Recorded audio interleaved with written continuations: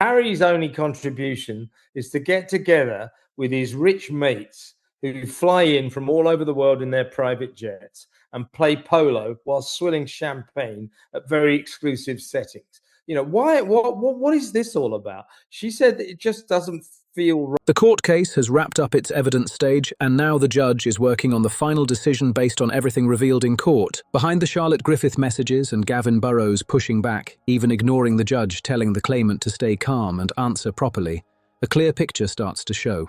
Flow of information happens. Now, part of the Mail's contention was, we have journalists, and we have journalists who penetrated Harry's social circle. They got information in that way. Harry said, absolutely not. No, that has never happened. None of my friends have ever said anything to the newspapers ever, and I have never made friends with newspaper journalists. It exposes how Harry sees journalism, and why that view just doesn't line up with reality. Harry's belief about the media, built over years of public claims and now repeated in court, is pretty blunt. He thinks journalists only get celebrity stories through shady moves, phone hacking, hiring private investigators, planting bugs, using tricks and tech to spy. He sees all of that as the main playbook. From his perspective, any story about him that he didn't approve of had to come from those tactics. Why? Because in his mind, his circle would never talk, and normal reporting couldn't uncover that kind of information. He stuck with this theory for years. It drove his earlier case against News of the World, and now fuels this fight against associated newspapers. He's painted journalists as groups sitting in rooms, picking targets, then going all in with surveillance and intrusion. But here's the twist. This idea doesn't fully hold up. Yes, press intrusion has happened, and the phone hacking scandal was real and serious, with major fallout. No question there. But saying this is how journalism works all the time. That's where things fall apart. Stories people want hidden have been getting out long before modern tech existed. The real engine behind it isn't always hacking, it's connections, access, and being close to the right people. This all comes down to one thing: connections. It's about building sources, getting close to people who actually know what's going on, and slowly gathering details from those willing to talk. Between Prince Harry and Charlotte Griffith so funny. I was rolling in my bed laughing. G-string, sugar, movie snuggles. Is Meghan Markle okay today? I would say probably things are not too cool at Montecito Towers. Not some dramatic spy mission like Harry keeps suggesting. Charlotte Griffith's testimony, along with her messages, lays it all out clearly. She was right there in Harry's world. Same parties, same country weekends, same social circle. They even exchanged warm, flirty messages over months, showing a real connection, not some fake setup. And through that connection, she picked up information she could report. No hacking, no investigators, no secret bugs, just being present, knowing the right people, and doing what good journalists do best, building relationships that open doors. This isn't shocking or unusual at all, it's basic journalism. It's been done this way forever, long before any modern tech came into play. But Harry doesn't seem to accept that. He keeps believing that if something private got out, it must have been through illegal methods. That belief says a lot about how he was raised. His life was surrounded by protection, press teams, security, and officials all working hard to keep things controlled and hidden from the public. So when something slipped through, it felt like the system had been broken into. Like the only explanation had to be something illegal. But that's not how it really works. That protection was never perfect and never could be. Information moves through people, friends talking, insiders observing, everyday social interactions.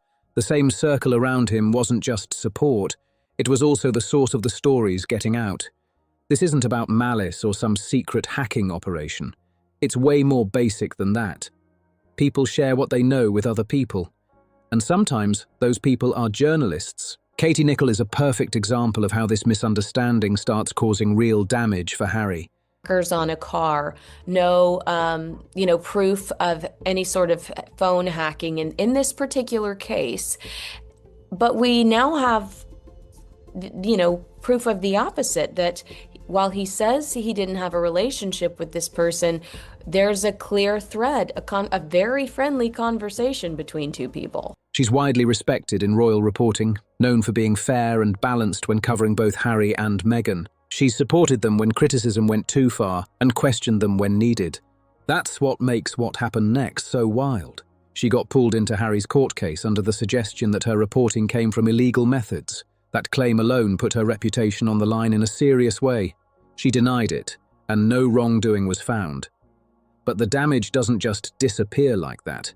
Being accused in a major court, having your integrity questioned publicly, it sticks, no matter the final outcome. And here's the key point. This didn't happen because she actually did anything wrong.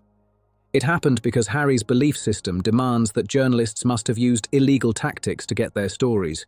That's where things start to backfire. Instead of holding actual bad actors accountable, this approach ends up dragging respected journalists through legal stress and public doubt for no solid reason. This isn't about avoiding press accountability. It's about making sure those claims are based on reality, not a flawed idea of how journalism works. Now shifting to the Sandom situation, because this adds another layer that hasn't been fully explored. There's a constitutional angle here that's getting overlooked. Harry's expectation, depending on how you interpret reports, is that the king should step in and arrange higher security for him. The goal? Making any family visit happen strictly on his terms, no compromises.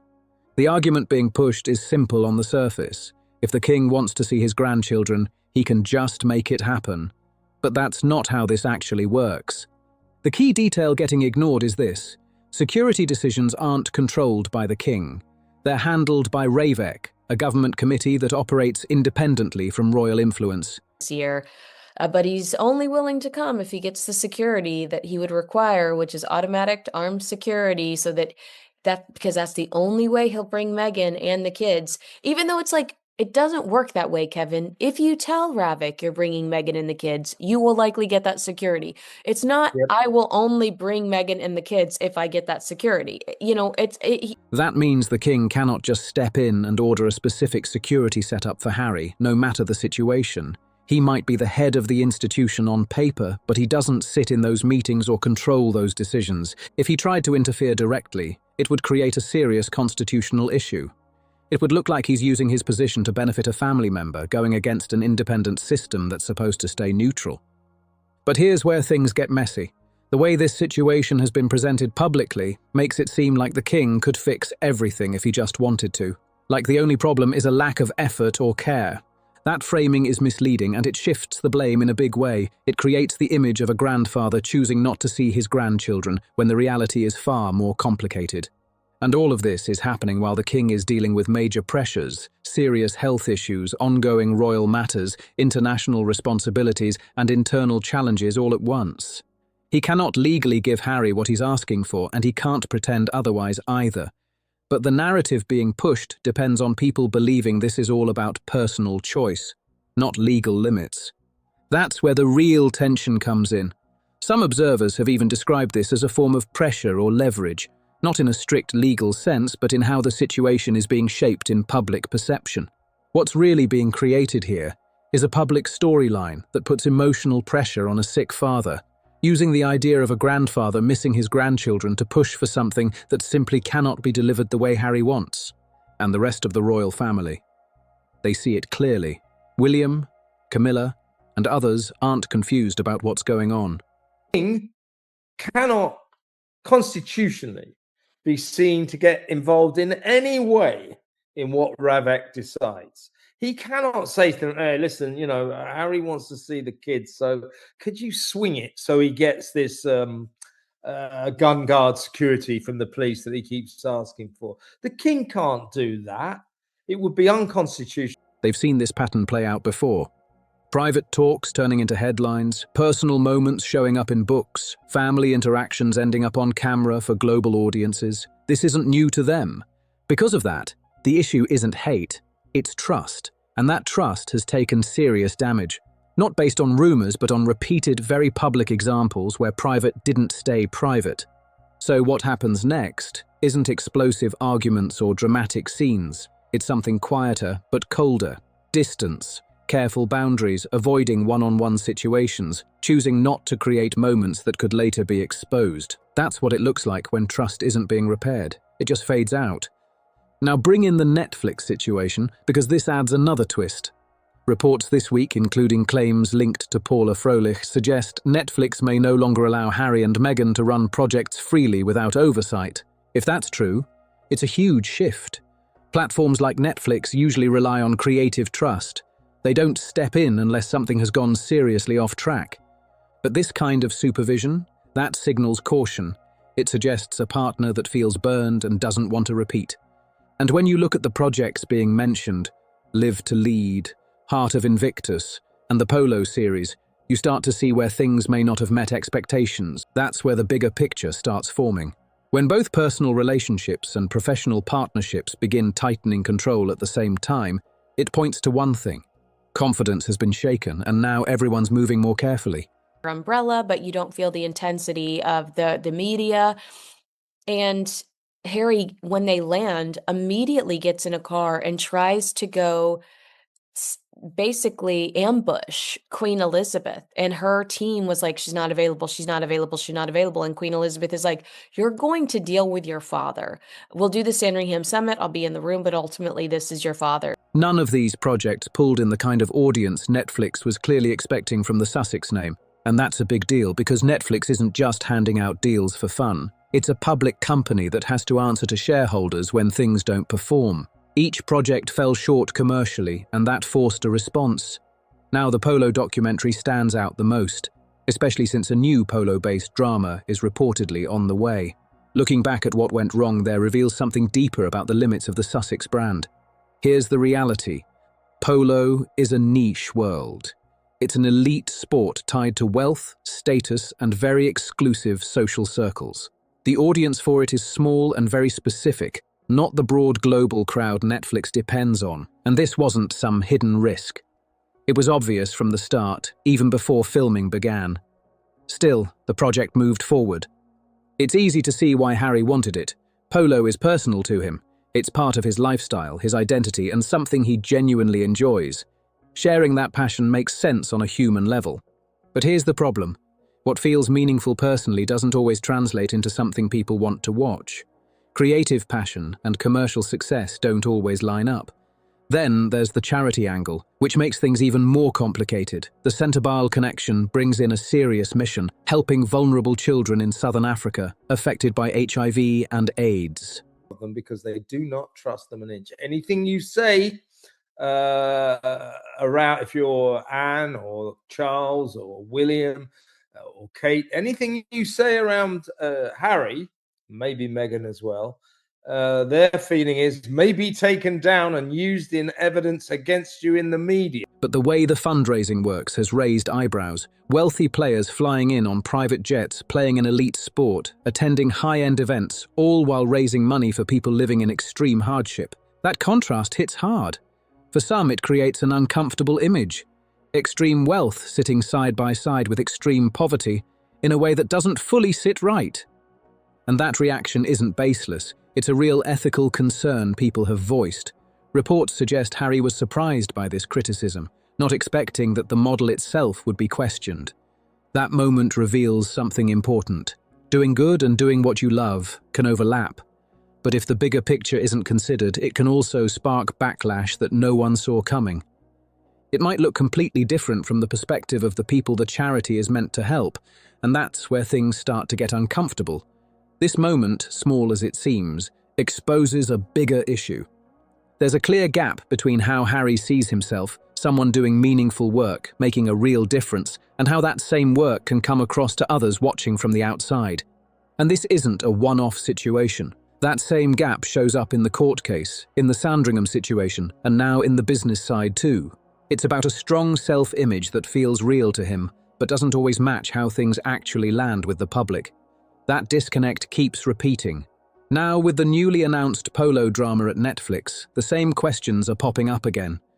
Some reports suggest the timing of that announcement was meant to shift attention away from negative coverage around their recent projects, but the core problem hasn't changed. The commercial appeal is still shaky for the same reasons the documentary struggled.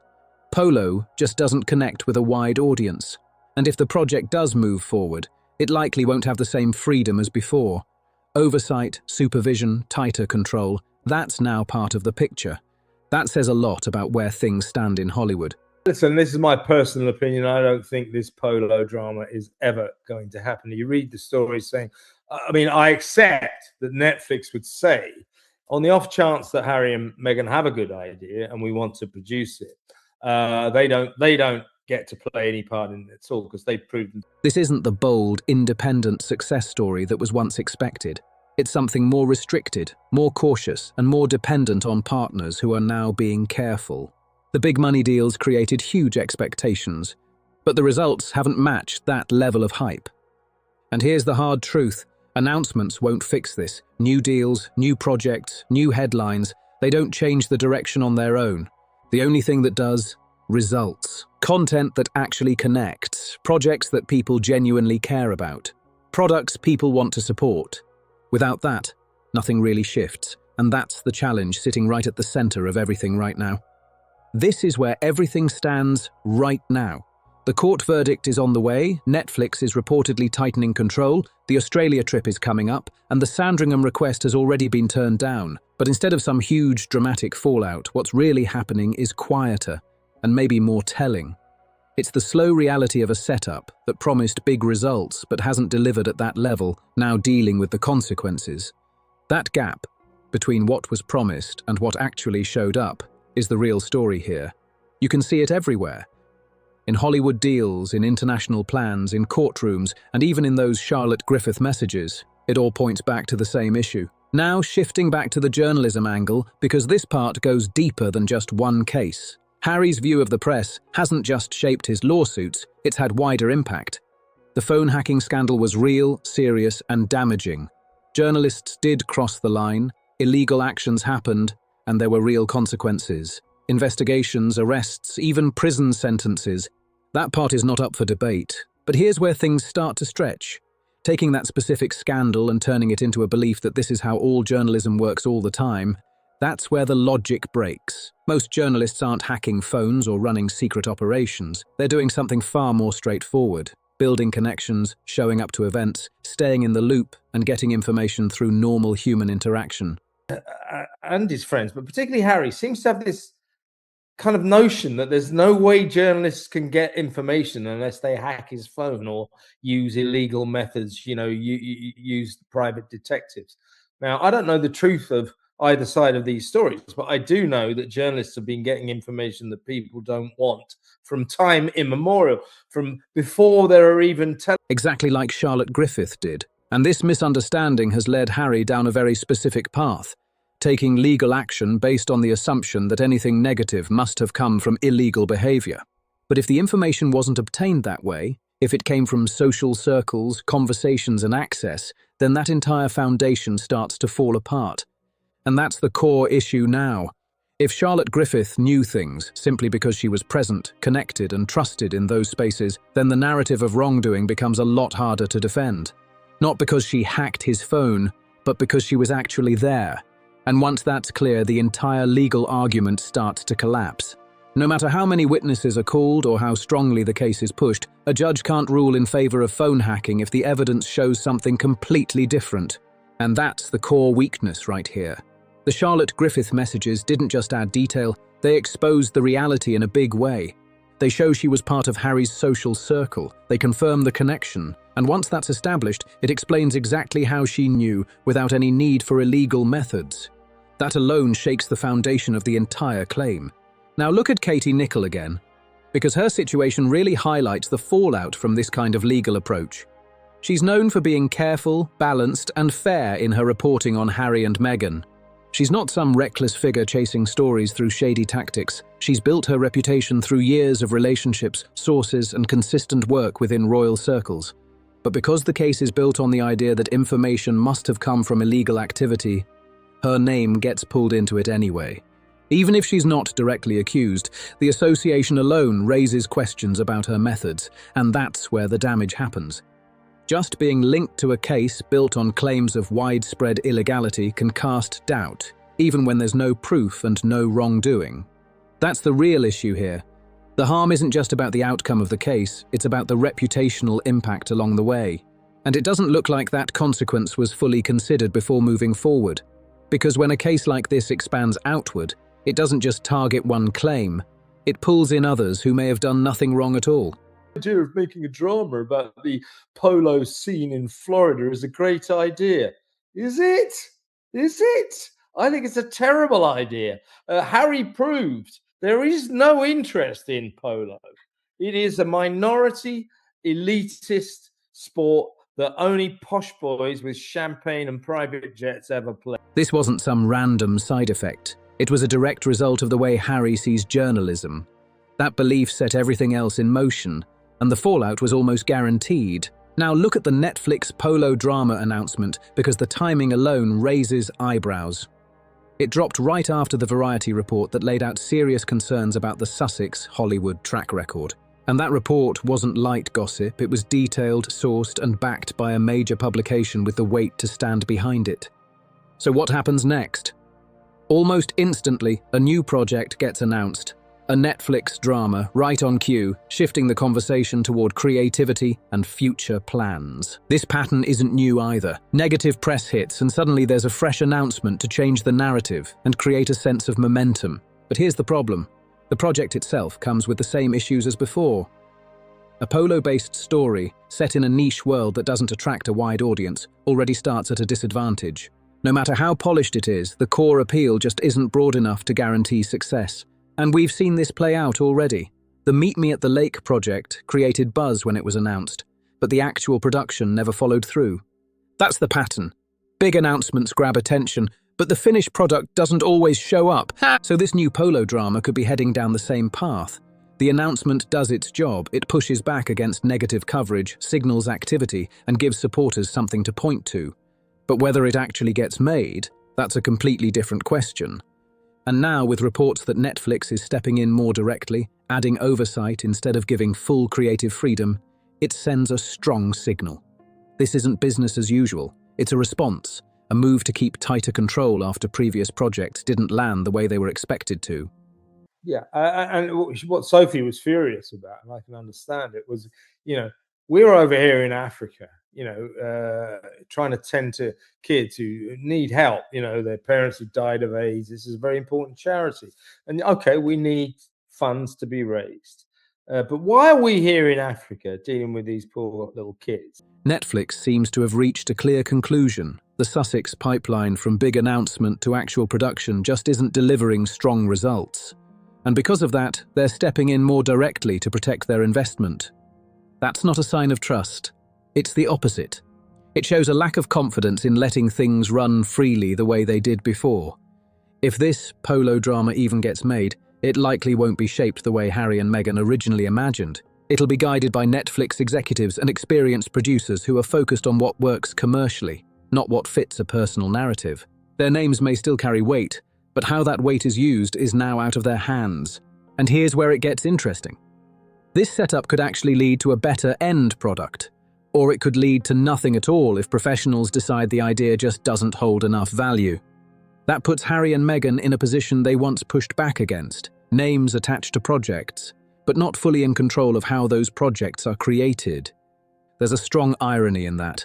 They stepped away from royal life partly to avoid being symbolic figures with limited input, and now, under this reported structure, they risk landing in a very similar role. Their names still have some commercial pull, even if it's not as strong as before, and Netflix may continue using that, but with tighter control and less creative freedom. This isn't the bold independence that was once promised. It's a different kind of reliance, this time on a major streaming platform that's adjusting its approach after mixed results.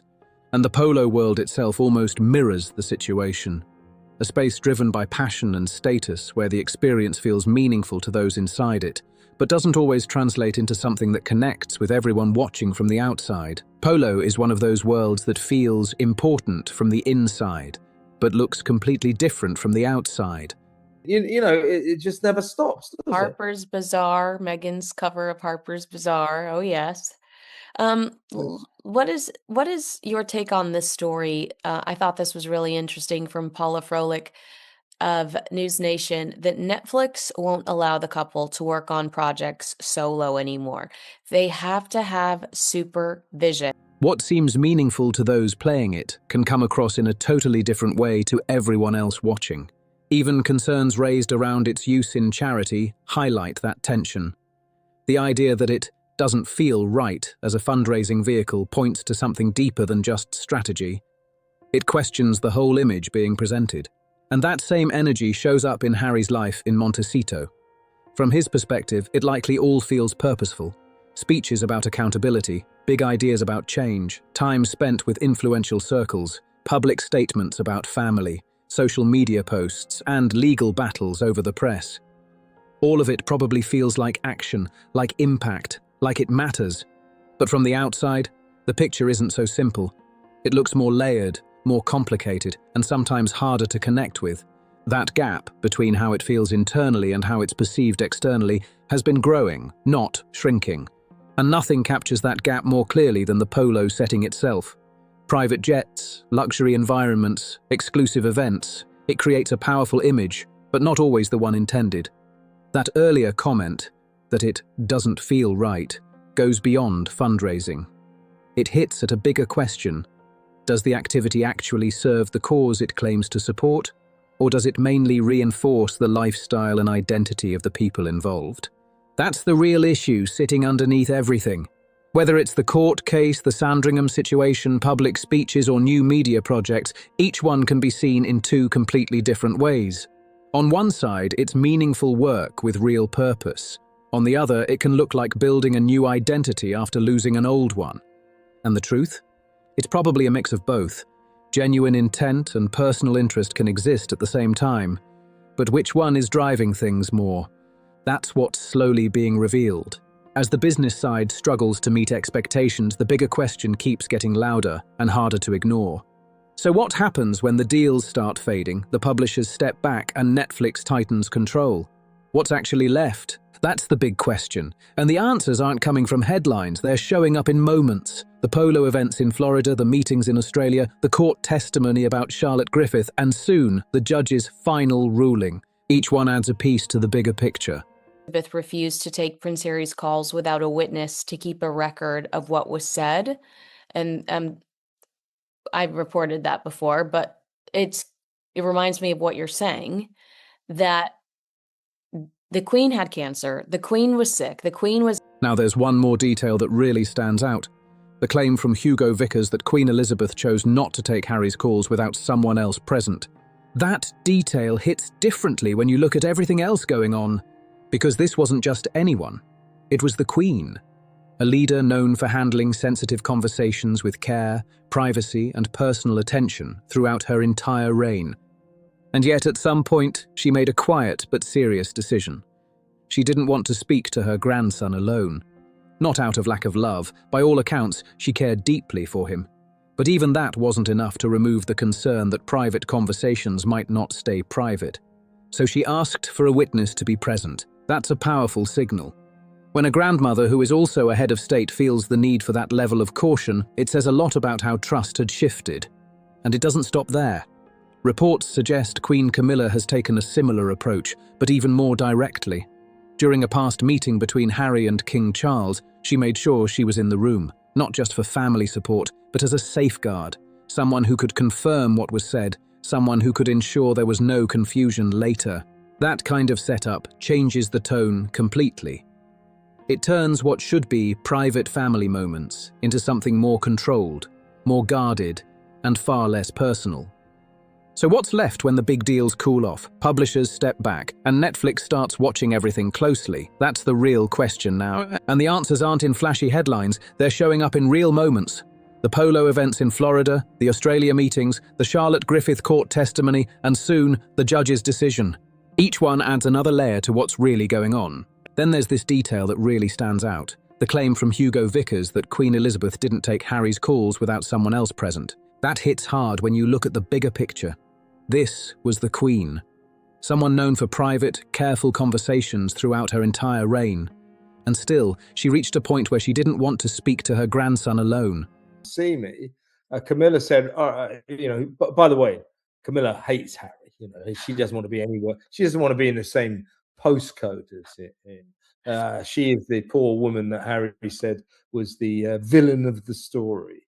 And Evil all that. stepmother. Not because she didn't care. Reports make it clear she did.